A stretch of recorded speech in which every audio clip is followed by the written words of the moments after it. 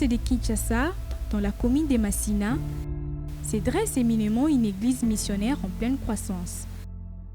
C'est le centre évangélique L'Arche de l'Alliance, église locale de la 37e communauté de l'Assemblée de Dieu du Congo et la première extension du centre évangélique francophone, la borne UPN. L'Arche de l'Alliance vise à proclamer l'évangile par la puissance du Saint-Esprit à toutes les nations afin de présenter tout homme devenu parfait à Christ quand il apparaîtra, selon Colossiens 1:28. Dirigée par le pasteur Israël Sembeloela, l'église compte plus de 7000 membres, sans compter ceux de ses 35 extensions implantées à Kinshasa, en province et dans le monde, y compris des milliers d'enfants de l'école du dimanche. Le centre évangélique L'Arche de l'Alliance s'érige comme une des communautés les plus dynamiques en République démocratique du Congo.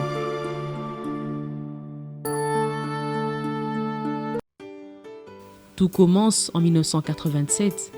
L'on ne peut relater l'histoire de cette église sans nommer le missionnaire américain Paul Boyer, qui, après avoir acheté la concession qui autrefois servait du centre avicole, l'a mis à la disposition du missionnaire André-Jacques Verneau, pasteur titulaire de l'église La Borne. Nous avons eu la grâce de voir la visite d'un missionnaire qui était de passage, un homme d'affaires qui est venu des États-Unis, aider à ce que cette concession soit acquise et il avait commencé à construire d'abord la chapelle avec le bureau administratif actuel, avec ces bâtiments aussi qui est là, qui pouvaient servir d'atelier et les 6 salles de classe de l'autre côté là-bas pour que les enfants ceux qui viennent à l'église, soient aussi éduqués dans la science de ce monde. André-Jacques Verneau, hanté par le souci d'implanter une extension dans la partie est de Kinshasa, envoya son proche et digne collaborateur en la personne du pasteur Israël Sembe pour commencer l'œuvre. C'était un véritable saut dans l'inconnu pour le jeune pasteur. Arrivé à Massina, Israël Sembe se dresse derrière une vision: implanter une église par l'annonce de l'évangile de Jésus-Christ et former des disciples. Que Dieu nous aide, frères et sœurs. C'est le Seigneur, dans le domaine, dans les limites de la grâce que Dieu t'a accordée, avec joie, comme un fils. Jadis aumônier à l'Institut Linfou de Njili, l'émissaire de Jacques Verneau découvre très rapidement la clé de sa mission, l'évangélisation des enfants. C'est alors qu'il se lança à la conquête des enfants des quartiers Abattoirs et Sans Fil qu'il réunissait sous un arbre appelé ici l'arbre de sagesse. Très vite, il atteindra le cap de 120 enfants et 4 adultes gagnés à Christ. Nous étions parmi les premiers enfants qui étaient venus ici à l'Arche. J'étais encore trop petite, je me rappelle. J'étais vraiment petite, j'avais 2 ou 3 ans. Nous étions parmi les 120 enfants. Les autres étaient invités. Nous avons suivi l'influence des autres et nous étions là, comptés parmi les prémices des enfants qui ont commencé à l'église de l'Arche. Nous sommes venus à l'Arche, nous étions très petits à l'époque. Avec eux, il célébrera le tout premier culte le dimanche 1er mai 1988. Les réunions avec les premiers enfants gagnés se tenaient sous l'arbre se trouvant dans une concession où l'on élevait les poules. Le 1er mai, nous allons organiser, lorsque ce bâtiment était fini, nous allons organiser notre premier culte sur le brick avec autant d'enfants qui sont venus.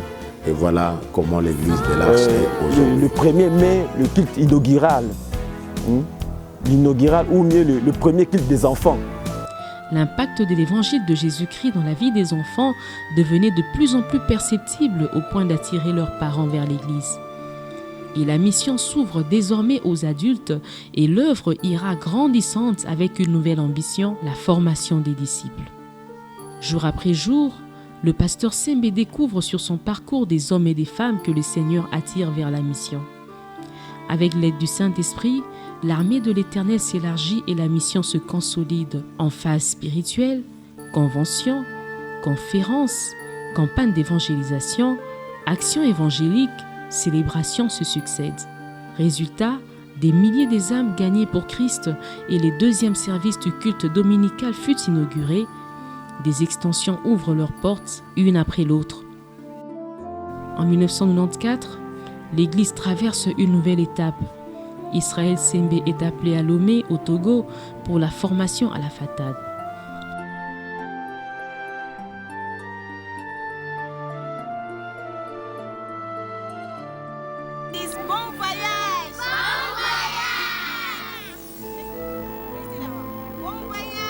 C'est ainsi que le pasteur Landou prendra la direction du centre évangélique L'Arche de l'Alliance et la moisson sera encore abondante. L'extension Lingalaphone verra les jours. Il était célébré dans un lieu situé à 100 mètres sous la direction du pasteur Jekamia. Pendant ce temps, le pasteur Jacques Landou, secondé par le pasteur Grace Ntsibou, nourrit les fidèles par les enseignements bibliques édifiants. On peut en citer quelques sujets: l'étude sur l'épître de Paul aux Romains et aux Galates, la direction divine, comment résoudre les problèmes de la vie, etc.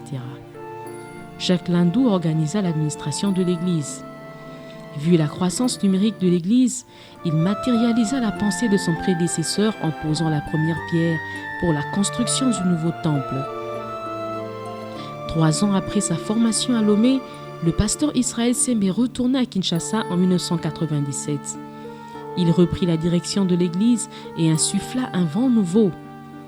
L'ex-centre francophone L'Arche devint désormais centre évangélique L'Arche de l'Alliance.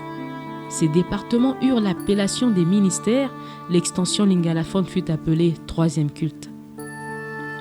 Pendant ce temps, une extension de l'Église fut implantée dans la commune de Lemba. Suite à la croissance numérique continue de l'Église, la capacité d'accueil du temple devenait insuffisante. Israël Sembe décida de relancer les travaux de la construction du nouveau temple. À l'arrivée du pasteur Nsembe, là nous sommes en 97, à son retour du Togo, il nous a demandé encore de réfléchir sur ces projets.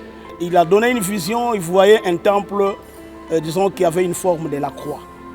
De retour, nous avons jugé bon, au lieu de faire seulement des tentes, et par la grâce du Seigneur, le Seigneur nous avait donné une vision de la croix. L'œuvre du Seigneur, c'est la croix. Je voyais un temple qui était bien construit, mais dans ce temple-là qui était bien construit, il y avait la croix qui s'est levée. Et quand la croix s'est levée, le temple était sur l'aile droite de la croix. Et un vent a soufflé et le temple était parti et disparu. Et c'est seule la croix qui est restée. Et j'ai compris que le message est centré sur la croix, comme Paul a dit. Je n'ai jamais voulu connaître parmi vous autre chose que Jésus-Christ et Jésus-Christ crucifié. C'est ainsi que les fidèles se mobilisèrent pour donner chacun sa contribution. C'était en 1998. Vers les années 2000, l'Arche de l'Alliance s'ouvrit au monde et créa des relations avec bon nombre de serviteurs de Dieu locaux, africains et internationaux. L'Église vécut l'Évangile dans une autre dimension. La guerre à l'Est ne laissa pas l'Église indifférente. L'Arche de l'Alliance délégua son pasteur titulaire pour compatir avec les réfugiés de Rutshuru et Masisi au Nord Kivu.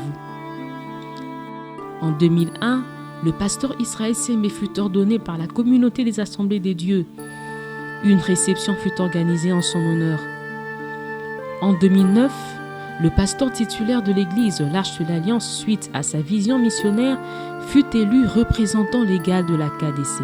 Ainsi, le révérend Sembe est élu représentant légal.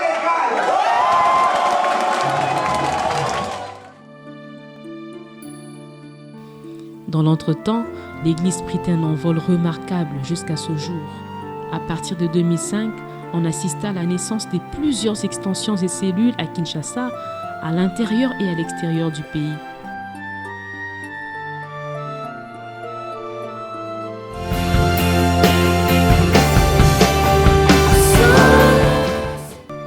Ayant pour mission l'évangélisation, la formation, l'implantation et le développement intégral de tout homme et tout l'homme.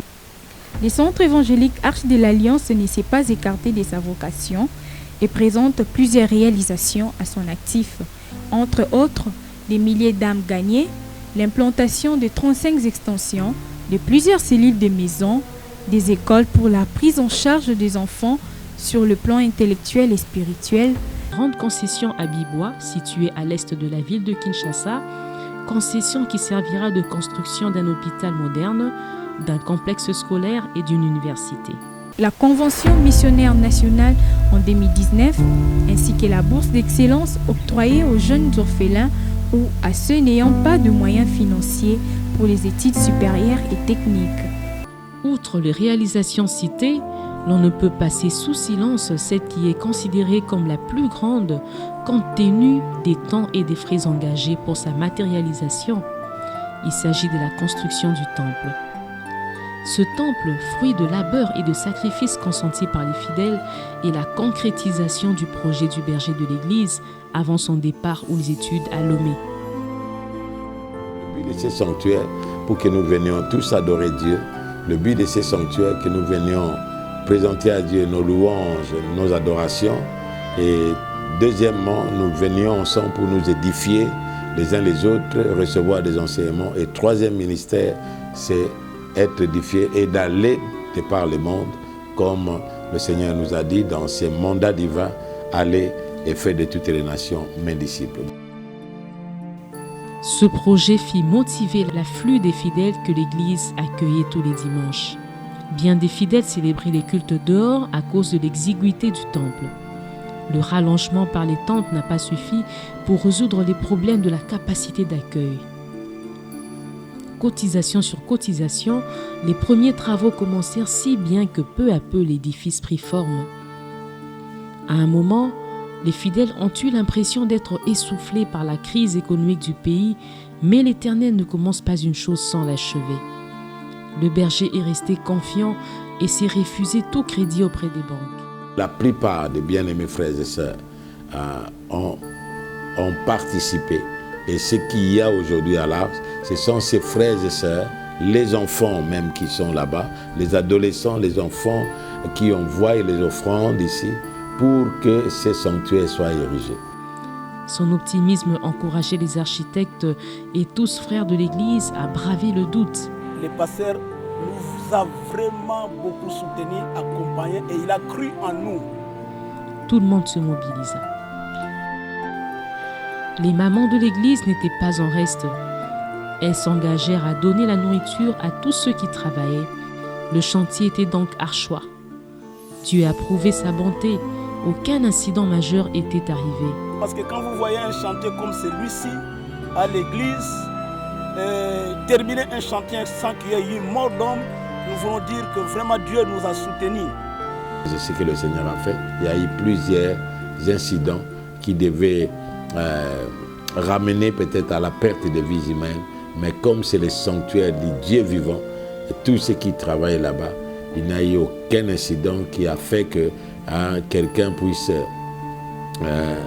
mourir, soit perdre une partie de son corps. Le pasteur Nsembe était en voyage à Nairobi. Il nous a appelés pendant qu'il était en Nairobi, qu'il a fait un rêve qu'un incident est en train de se produire au chantier. Pendant qu'il appelle, le pasteur Joseph est en train de se préparer pour nous amener l'information au chantier. L'échafaudage des fortunes qu'on avait à l'époque s'est écoulé. Et là, nous sommes à 9 mètres d'auteur. Il n'y a eu aucun incident qui a fait que quelqu'un puisse mourir, soit perdre une partie de son corps. Il est arrivé une fois où quelqu'un est tombé, mais le Seigneur l'a pris, comme la Bible nous dit qu'il a envoyé les anges. Et voilà le miracle que nous avons vu. Et donc, on a juste constaté qu'il y avait 2 frères plus aptes, entre autres, au Gimvwe, parmi les frères qui montaient facilement ici. Et lui, il s'est accroché à la colonne de l'échafaudage avec un autre frère et les frères Serge. Les frères Serge est tombé et les autres. et on les a menés à Roi-Baudouin. Plus de peur que de mal, quelques égratignures et ils se sont rétablis. Il y a eu aussi des contraintes, non pas pour nous des obstacles. Ces obstacles-là sont des obstacles qui sont normaux pour toute œuvre qui est l'œuvre de Dieu. Ça peut rencontrer des obstacles, mais nous savons que les obstacles, lorsque ça vient, le Seigneur lui-même nous a fait surmonter ça par sa grâce. L'avancement des travaux contraint les constructeurs à la destruction de l'ancien temple. Une page d'histoire se vit tourner. Les cultes s'éternent désormais dans le temple en chantier. Voici aujourd'hui, 19 ans, après les sanctuaires du Centre évangélique francophone de l'Arche de l'Alliance, un magnifique édifice qui a poussé chacun aux limites de ses possibilités. Le coût global de la construction de cet édifice s'élève à plus d'1 million de dollars américains. C'est ici les lieux que les Archois et les Archoises de toutes les générations adoreront désormais le grand roi, l'Éternel qui règne dans son trône. Lieu d'édification par sa parole puissante, lieu de témoignage, lieu de stratégie pour amener les âmes à Christ. À l'instar de toute organisation humaine, le Centre évangélique l'Arche de l'Alliance présente une structure qui lui permet de bien accomplir sa mission en tant qu'église missionnaire. Il regorge en son sein des ministères, autrefois départements, qui sont considérés comme des stratégies pour le gain des âmes. En dehors des ministères, l'Arche de l'Alliance comporte des cellules de maison qui ont pour rôle d'encadrer ses fidèles vivant dans différents quartiers de la ville de Kinshasa. Ces cellules, dont les réunions se tiennent les lundis, sont considérées comme les poumons de l'Église. La prière, le partage de la parole, l'évangélisation, l'assistance sociale et spirituelle sont là les activités que les cellules sont appelées à exercer. Voilà l'histoire d'une église, d'une vision qui, en 33 ans, a connu une évolution fulgurante par ses réalisations. Une église qui, aujourd'hui, est devenue une référence en RDC à cause de la constance de son serviteur. Une église où Jésus-Christ est le seul Seigneur et Sauveur. Une église où la parole de Dieu est droitement annoncée. Lui qui a toujours veillé à la doctrine du Maître, lui qui a toujours condamné et corrigé le faux, qui a toujours refusé d'être vanté en s'appelant pasteur séguin de l'Église dont Jésus est le principal. Que Dieu continue à soutenir son œuvre et ramène dans ce cadre spirituel hommes et femmes, jeunes et vieux, enfants, rien que pour le louer, l'adorer et exalter son nom afin d'obtenir le salut en Jésus-Christ.